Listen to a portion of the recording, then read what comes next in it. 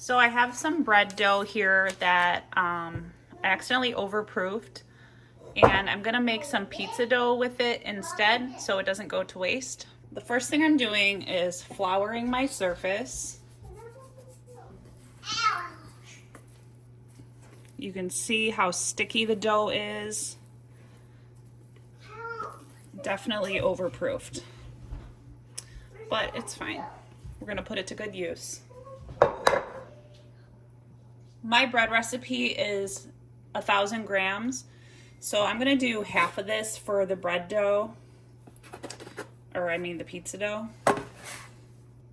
And I'm just gonna sprinkle it with a little bit of all-purpose flour that I use for pretty much all my sourdough baking. And I'm just gonna knead this a little bit. And I should mention, while I'm doing all of this, I have my pizza stone preheating in my oven at 450 degrees.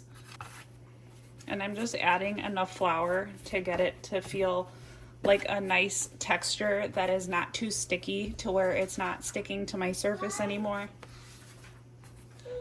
And I feel like I'm just about there. I'm just gonna knead it a little bit longer.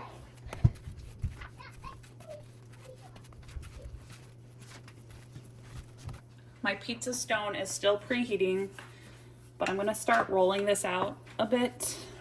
My pizza stone, I think it's 13 inches, so I'm gonna try to roll this out into a diameter of about 12 inches.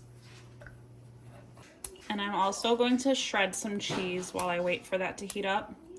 I don't like to use pre-shredded cheese because the stabilizers that they put in it and like anti-caking agents don't allow the cheese to melt very nice in my opinion.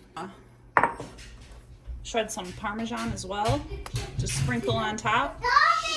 And I actually have some leftover marinara from dinner last night that I'm going to use as my pizza sauce. So my pizza stone has been preheating at 450 this whole time. I'm just going to drizzle some olive oil and spread that out.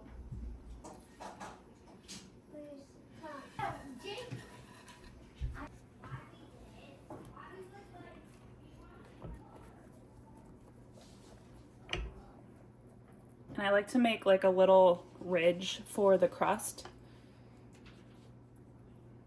Just be careful you don't burn yourself on the pizza stone. And I'm just gonna drizzle it with a little bit of olive oil on the top because I'm going to pre-bake this a little bit before I add the toppings.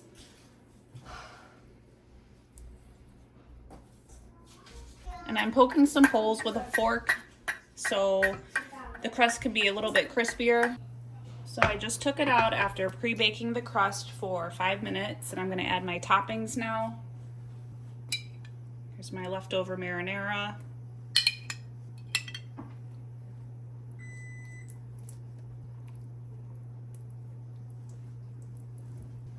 I'm also going to add some salt,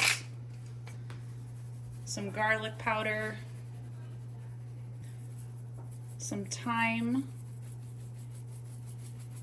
and some basil. I'll put on my cheeses now.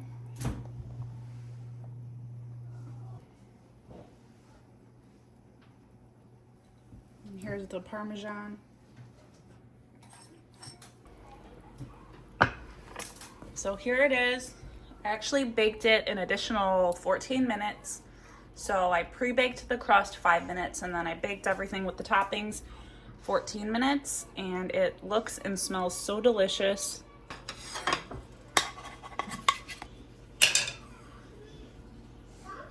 Looks so good.